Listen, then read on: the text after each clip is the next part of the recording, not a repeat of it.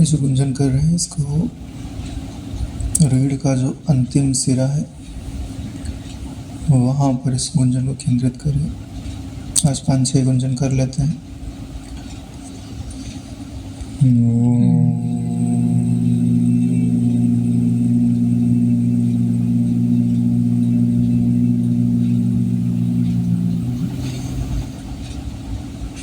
इसे गुंजन कर रहे हैं, इसमें हल्का सा उकार है और मकार बहुत ज़्यादा है। होंठ बंद और पूरा जो गुंजन है वो ये हमारी जो बैकबोन है उसका पिछला हिस्सा, वहीं पे सारी ऊर्जा हमारी अटकी हुई है। वहाँ से धीरे धीरे इस ऊर्जा को कंपन के साथ ऊपर की तरफ लेके आएंगे।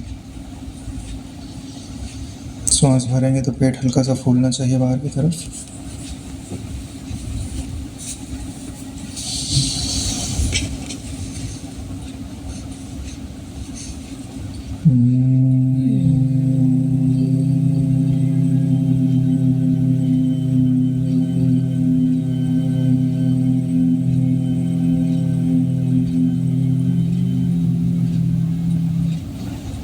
शांत।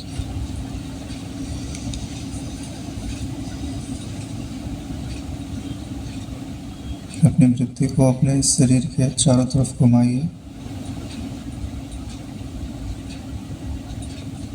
और ये जो खाली आकाश है शरीर के चारों तरफ उसको अनुभव करिए। फिर से श्वास करेंगे।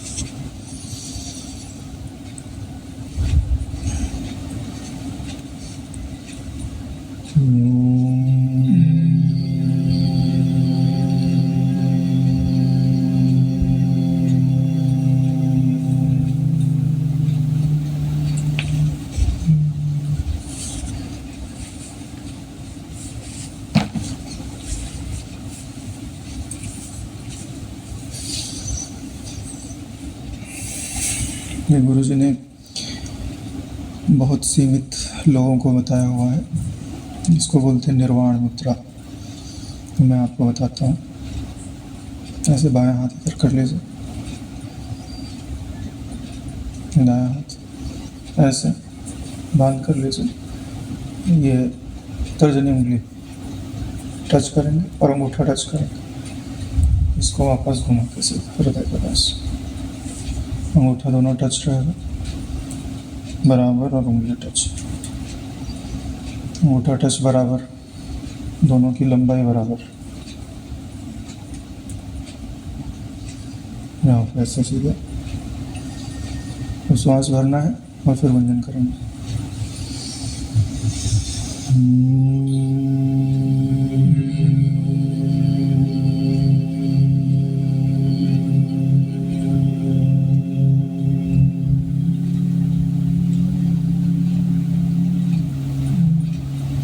ऐसा करने पे आपका जो गुंजन है वो मूलाधार से हृदय तक आसानी से आ जाता है। आप अनुभव करेंगे 2-4 गुंजन के बाद कि आपका जो गुंजन है वो हृदय तक आने में सफल हो रहा है।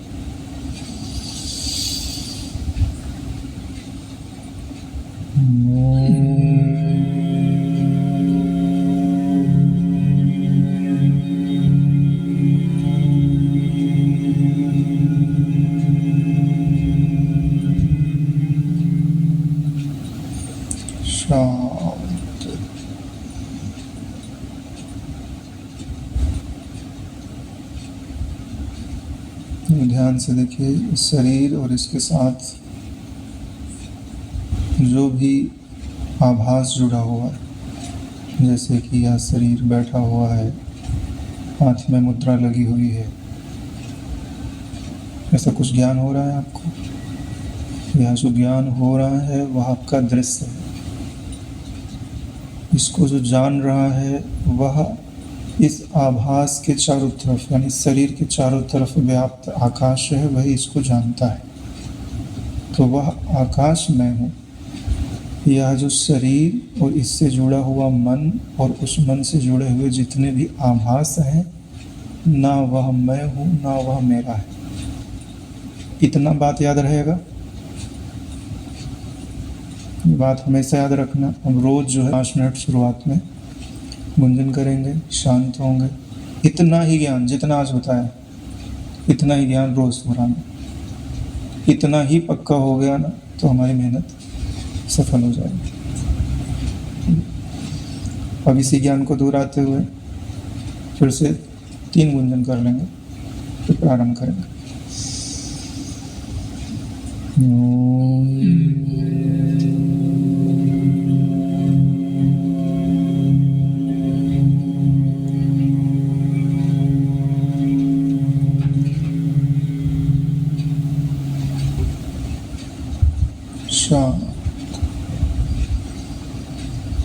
सर्वव्याप्त ब्रह्म तत्व है, वही मेरे शरीर की हर कोशिका में व्याप रहा है। हम उसको प्रणाम करते हैं, उसकी शरण होते हैं, वह हमें स्वीकार कर ले।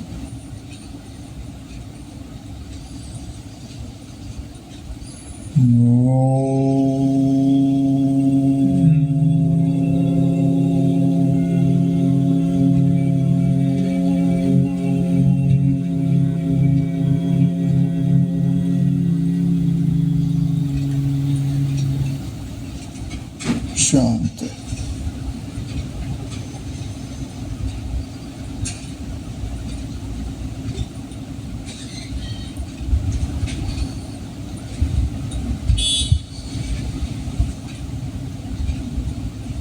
ब्रह्म में विश्रांति पानी है तो इस शरीर के चारों तरफ जो व्याप्त आकाश है, आपको उसका अनुभव करना ही पड़ेगा। बहुत छोटी सी चीज़ है, लेकिन हम महत्व नहीं देते, इसके लिए वो स्थिर नहीं होता। फिर से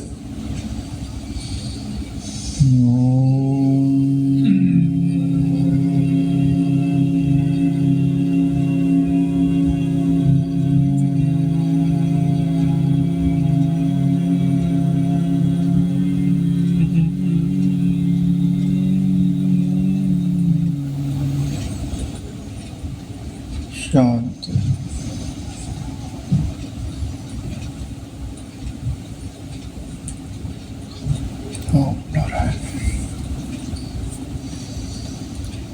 ओम गम गणपतये नमः।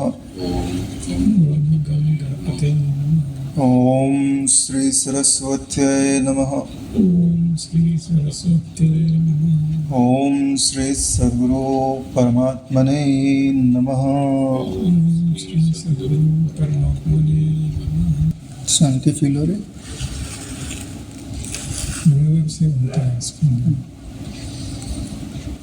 मूलाधार से जो स्पंदन है उसको उठाना है, और एक बार इतना उठाना है कि वो सिर तक चला जाए।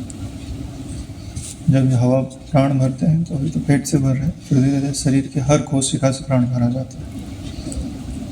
और फिर जैसे हवा हर कोशिका से भरी जा रही है, लेकिन उठ कहाँ रही है? केवल सुषुम्ना के मार्ग से ऊपर उठ रही है। भरी हर जगह से जाएगी, लेकिन ऊपर सुषुम्ना के मार्ग से उठ रही है। सब जगह से आना है और केवल ऊपर जाना है।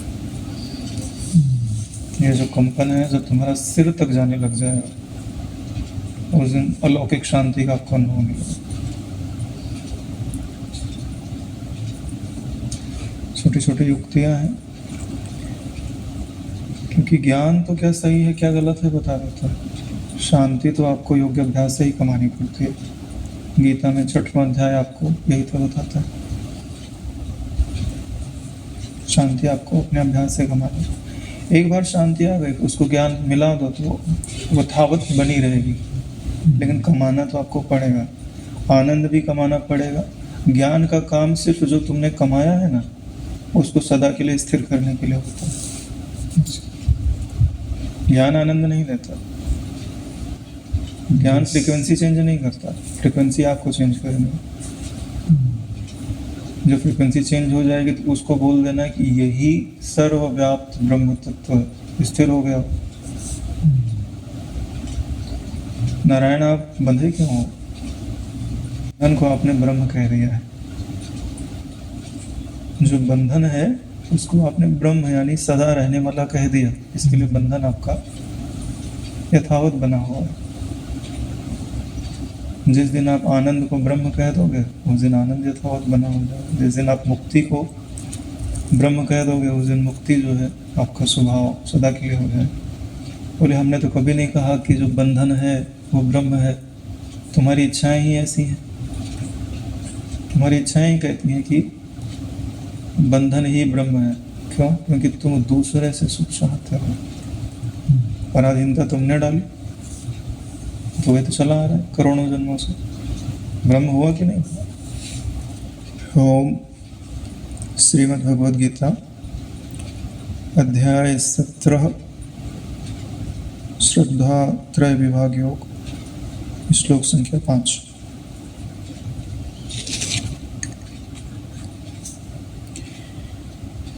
भगवान कहते हैं अशास्त्र विहितम घोरम तप्यन्ते ये तपोजना दंभ अहंकार संयुक्ता काम राग बलान्विता कर्षयन्तः शरीरस्थं भूतग्राममचेतसः माम च एव अंतः शरीरस्थं तान विद्धि आसुर निश्चयान्। भगवान का कहना है कि जो मनुष्य शास्त्र विधि से रहित केवल मन से कल्पित घोर तप को तपते हैं, दंभ अहंकार से युक्त एवं कामना आसक्ति और बल के अभिमान से युक्त है, और शरीर रूप से स्थित भूत समुदाय को और अंतःकरण में स्थित मुझ परमात्मा को भी यह जो तप है वह कृश करने वाला है, उन अज्ञानियों को तू आसुर स्वभाव वाला जान। यानी भगवान जो है जो तामसी तप होता है उसका निषेध किया हुआ है कि वैसा जब तुम तप करोगे तो तुम्हारा शरीर भी दुर्बल हो जाएगा और शरीर में स्थित जो मैं परमात्मा हूँ वह भी दुर्बल हो जाएगा। बोले परमात्मा भी कभी दुर्बल होता है? यानी परमात्मा का जो ज्ञान अनुभव है वह दुर्बल हो जाएगा।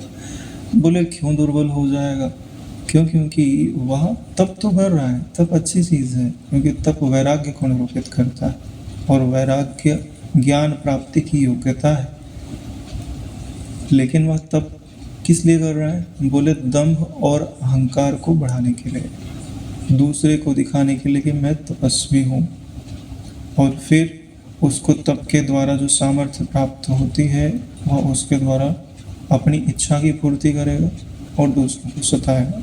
जितने असुर होते हैं तप करके वो यही तो करते हैं। उनमें दंभ अहंकार की मुख्यता होती है तप करने में, कि दूसरे ने जैसे मान लो 5000 वर्ष तपस्या की हो तो उसका क्या निश्चय रहेगा कि मैं 6000 करूँ, दूसरे से ज़्यादा तप करूँ। और जब तपस्या का फल मिलेगा तो किस में लगाएगा? उसके लिए कहते हैं काम राग बलान्विता। कामना आसक्ति और बल के अभिमान में ही उसको वो लगाता है। और उनमें किस चीज़ की मुख्यता है? बोले अशास्त्र विहितम। तो ना उसको तप करना उसने सीखा कहाँ से? जब शास्त्रों ने नहीं बताया तो बोले मना कल्पित। ये देखो उसमें उसके गुरु भी आ गए जिनको शास्त्र का ज्ञान नहीं है, तो वो ऐसे लोगों से उसने ज्ञान लिया जिनको शास्त्र का ज्ञान नहीं है, तो वह भी उसी श्रेणी में आ गया। बद्धे को बंधा मिले छूटे कौन पाए। तो जिसने मन कल्पित अपना कोई शास्त्र बना दिया उसके अनुसार जो दूसरों को चलाता है तो उससे कल्याण थोड़ी ना होता। जो ईश्वर ने रचा हुआ है, जो बात सबके लिए लागू होती है वह बात सत्य कही जाती है।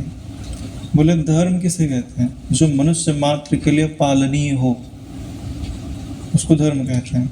अब आप मुसलमानों को देखिए तो वो ये नहीं कहते कि इसमें सबका भला हो, क्या कहते हैं? इसमें मुसलमानों का भला हो। यानी वो उसको मनुष्य मात्र के लिए मानते ही नहीं है। ईसाई भी जो है मनुष्य मात्र के लिए मानते ही नहीं है, तो उनका धर्म कहाँ हुआ? धर्म तो वह है जो किसी घेरे में बांधे नहीं, मनुष्य मात्र के लिए कर्तव्य है। यानी कि आप दूसरे के भाई को मारते हो और सुख होता है आपको, तो आपका भाई जिस दिन मारा जाएगा तो उस दिन भी आपको सुख होना चाहिए, क्योंकि आपका तो यही नियम है ना कि दूसरे के भाई के मरने पर अगर आपको सुख होता है तो आपका भाई जिस दिन मरेगा उस दिन भी आपको सुख होना चाहिए। इसी को धर्म कहते हैं। धर्म का मतलब होता है जो सबको एक समान सुख देने की परंपरा है। लेकिन वो एक समान नहीं देखते। जब एक समान नहीं देखोगे तो वह धर्म नहीं है नारायण, आपकी मान्यता है।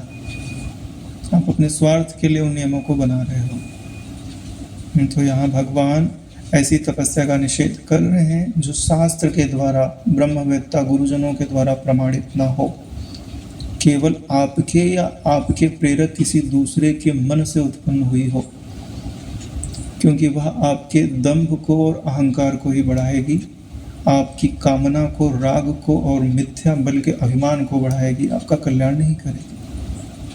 ऐसी तपस्या तो आपको और ज़्यादा बड़े गड्ढे में गिराएगी। आप में बल नहीं था, देखो तप करने से बल तो मिलेगा ही मिलेगा, चाहे तुम तमोगुणी तप करो, चाहे रजोगुणी करो, चाहे सात्विक करो, क्योंकि आप कष्ट दे रहे हो ना। कष्ट देने में इंद्रियां अंतर्मुख होती हैं। आप दंभ अहंकार तो जगने की बात करोगे ना, तब के समय तो सुसुप्त ही है ना, उस समय तो वैराग्य का आचरण आप कर रहे हो। तो जो निर्विकल्प तत्व है उसकी नजदीकी तो वहां पे भी है, सिर्फ एक आवरण है वासना का। यही कारण है कि वहां पर भी बल का संचय होता है। लेकिन दो चीजों पर भगवान ने क्या कहा है कि अंतःकरण में स्थित मुझ परमात्मा को भी और शरीर रूप से स्थित भूत समुदाय को भी वह कृश करता है। यानी शरीर जो है वह भी कमजोर हो जाएगा, उसका भूतों को तपा रहा है, भूत समुदाय को तपा रहा है और मुझ परमात्मा को भी तपा रहा है। लेकिन बलवान क्या होता है? मन। शरीर कृश हो जाएगा, परमात्मा का ज्ञान कृश हो जाएगा, लेकिन बढ़ेगा क्या?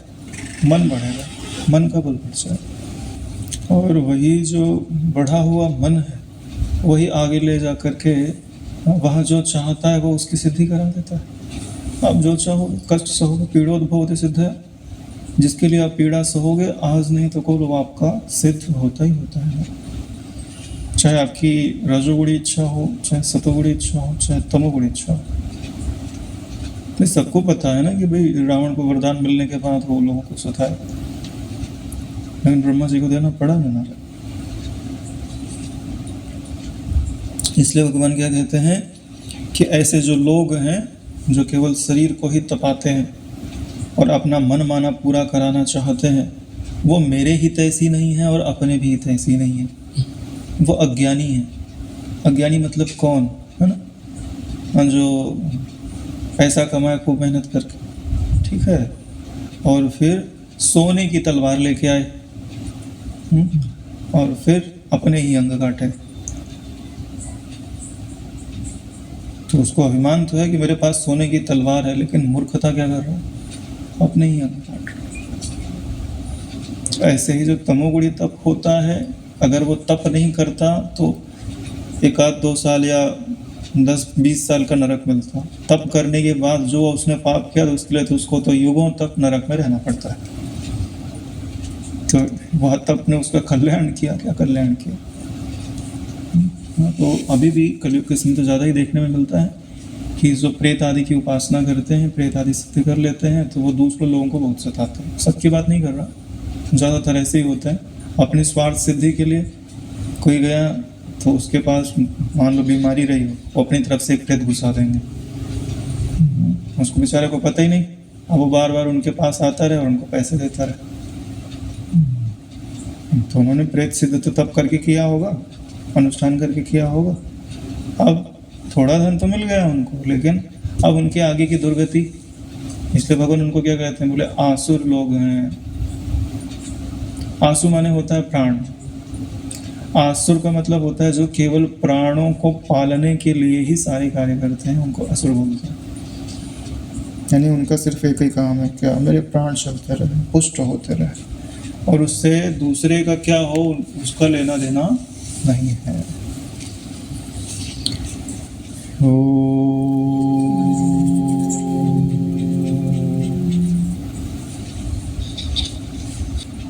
आहारः तु अपि सर्वस्य त्रिविधः भवति प्रियः यज्ञः तपः तथा दानं तेषां भेदम् इमं शृणु। आयुः सत्त्व बलारोग्य सुख प्रीति विवर्धना रस्या स्नग्धा स्थिरा हृदया आहारा सात्विका प्रिया।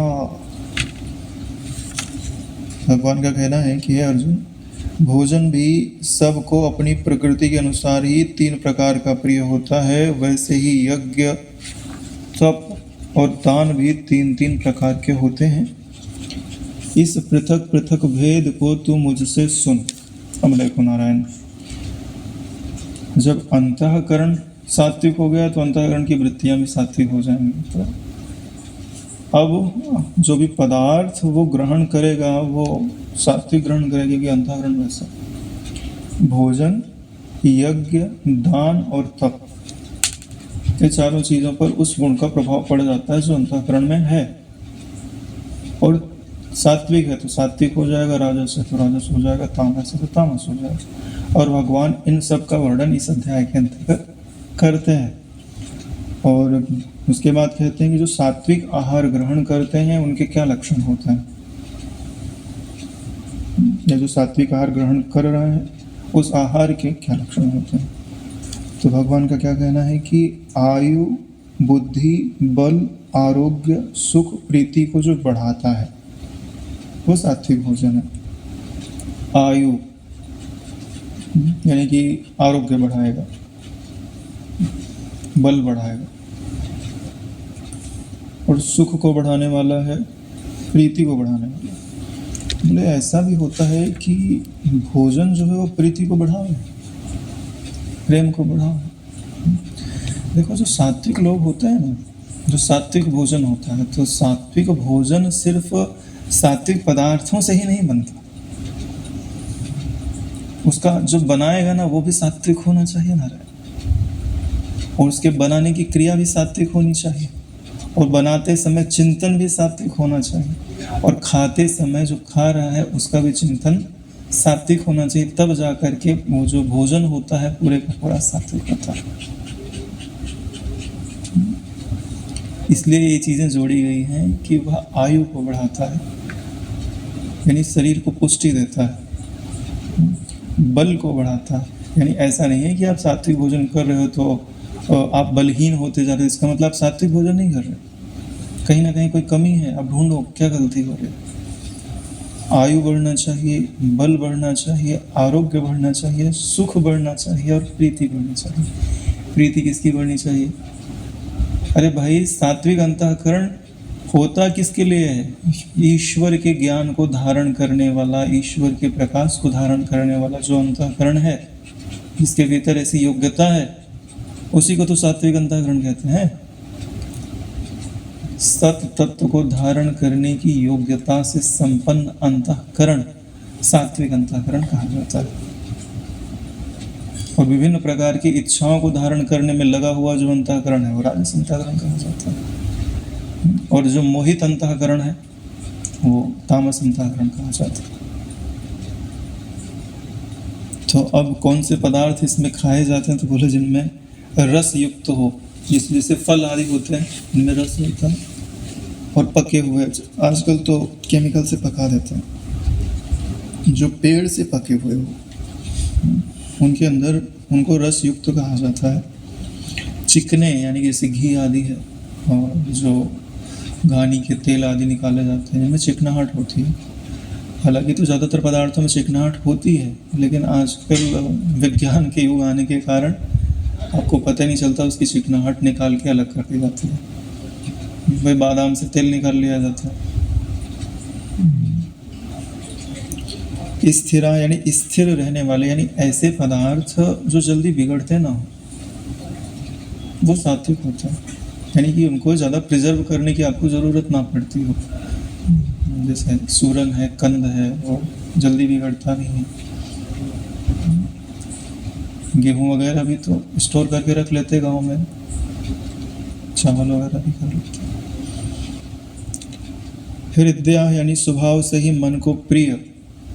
ऐसा मतलब नहीं है कि जो सात्विक भोजन होगा वो मन को अच्छा नहीं लगेगा। अच्छा लगता है, आपने आदत नहीं डाली। आपको अच्छा क्या लगता है? जिसकी आदत पड़ गई,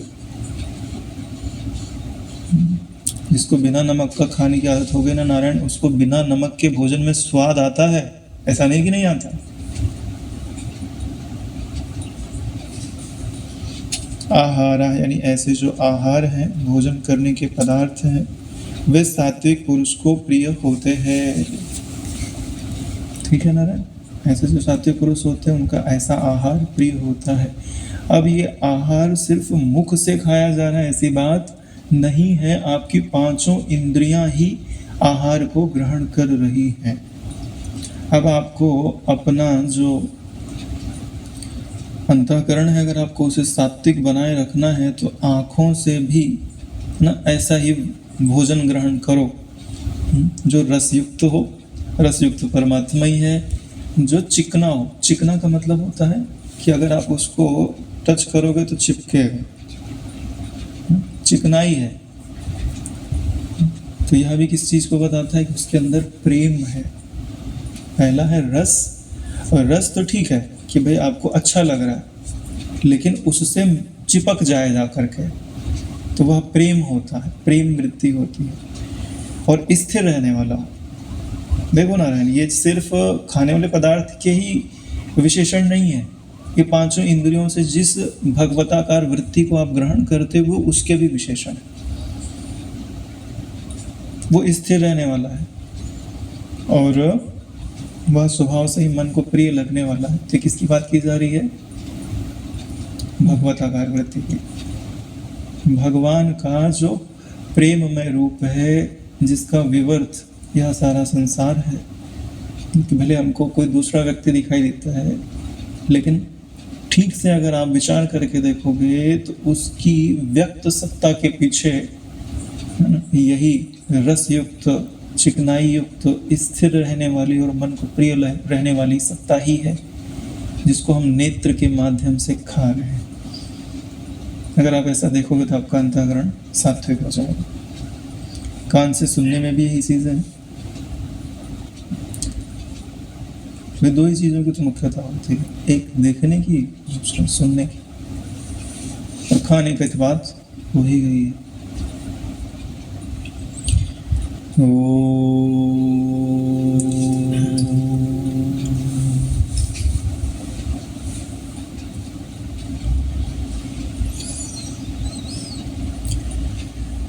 कटु अम्ल लवणात्याउष्ण तीक्ष्ण रुक्ष विदाहिनः आहारः राजसस्यैष्ठः दुख शोकम अयप्रदाः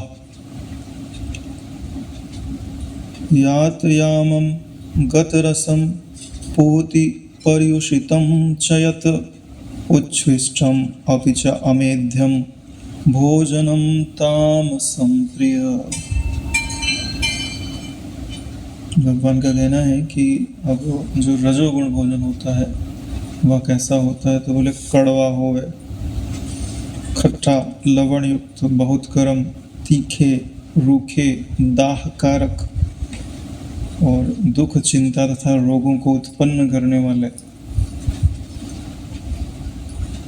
जो आहार होते हैं, भोजन के पदार्थ होते हैं, उनको आप राजस पुरुष को ऐसे पदार्थ प्रिय होते हैं।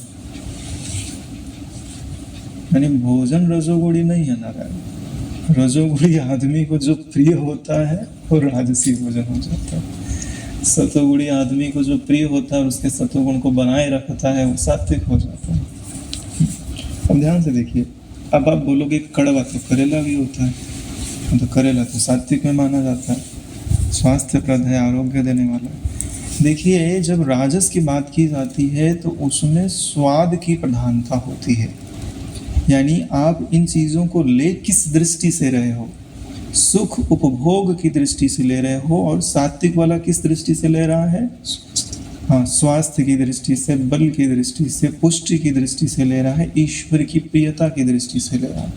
यानी इसमें दृष्टि का भी अंतर है क्योंकि सात्विक में भी तिखास तो होगी, लवण तो होगा। हाँ, वहाँ मध्यम होता है और यहाँ उसको ज़्यादा स्पाइसी कर दिया जाता है, यानी स्वाद के लिए स्वाद को उभारा जाता है। वहाँ स्वाद को नहीं उभारा जाता, स्वास्थ्य को उभारा जाता है। यानी वो भोजन इस दृष्टि से पकाया जाएगा कि उसमें स्वाद तो रहे, बिल्कुल स्वाद हो जाएगा तो रसहीन हो जाएगा। स्वाद तो रहे लेकिन स्वास्थ्य की प्रधानता रहे, और यहाँ स्वास्थ्य को छोड़ दिया गया है। भाई स्वास्थ्य ठीक है, हम देख लेंगे, दवाई खा लेंगे, लेकिन स्वाद की मुख्यता हो तो राजस हो जाता है। क्योंकि यहाँ पर क्या कह दिया गया है, दुख शोक आमय प्रदाह, यानी दुख चिंता और रोग को उत्पन्न करने वाला आहार होता है। तो बोले भाई ऐसा तो पता कि जो ऐसे पदार्थ को ग्रहण करना चाहे जो दुख दे, जो चिंता दे, जो रोग दे, लेकिन कलयुग आ गया ना तो आदमी का विवेक गया है दब। हम लोग भी उसी में आते हैं, थोड़े कम थोड़े ज़्यादा, नहीं तो कहाँ पहुँच गया होता। क्योंकि जब कुएं में भांग पड़ती है ना तो कोई विरला ही होता है जो बच पाता है। क्योंकि आप जिस वातावरण में रहते हो तो आपका मस्तिष्क भी उन्हीं तरंगों को ग्रहण करता है जो आसपास जिनकी बहुलता ज़्यादा है।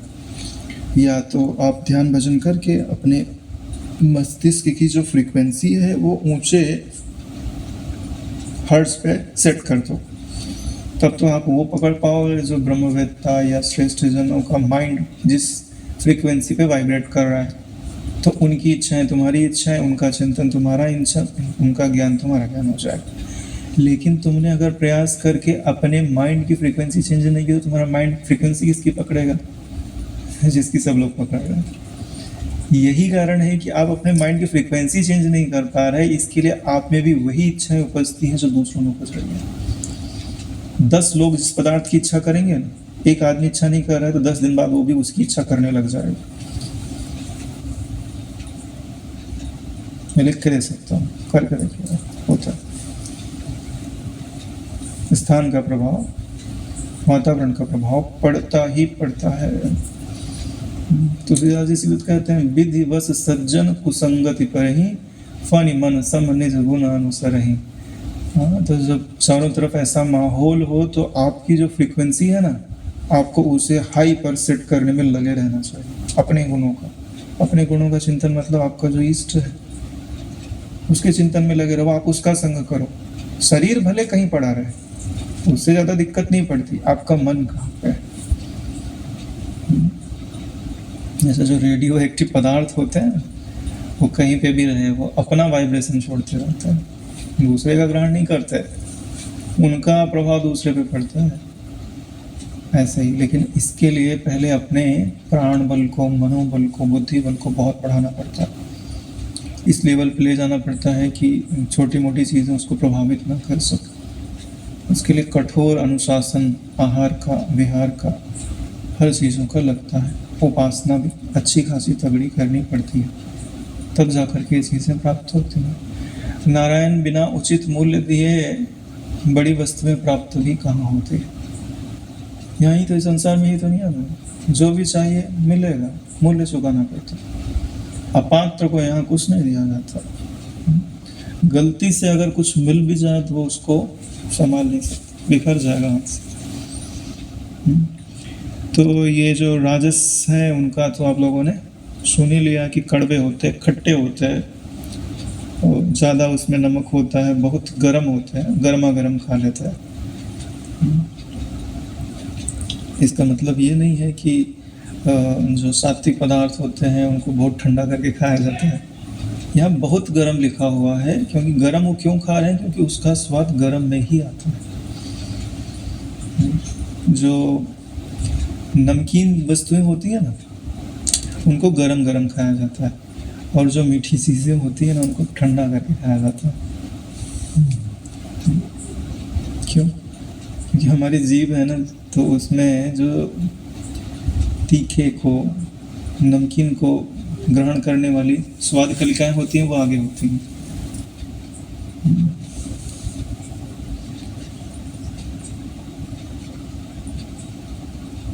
इसके लिए उसको गर्म करके खाया जाता है।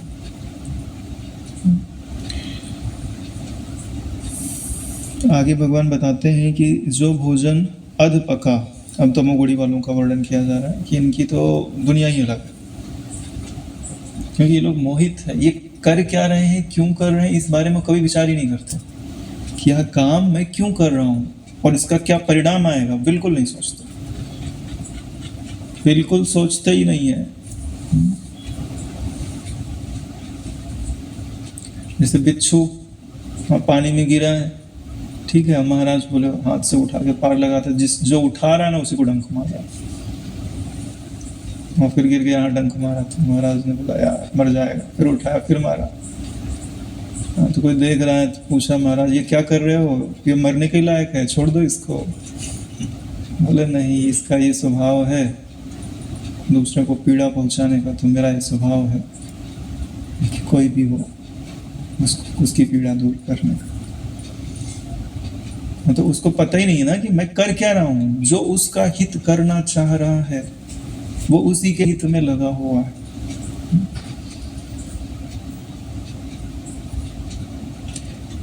उनका जो भोजन होता है अध पका, रस रहित, उसमें कोई रस नहीं है, दुर्गंध युक्त, बासी, उच्छ्विष्ट तथा जो अपवित्र भी है वह भोजन तामस पुरुषों को प्रिय होता है। बोले आप अच्छा सा दृष्टांत दे दो कि हमको ये बात अच्छे से समझ में आ जाए। ठीक है, चले जाओ चाइना,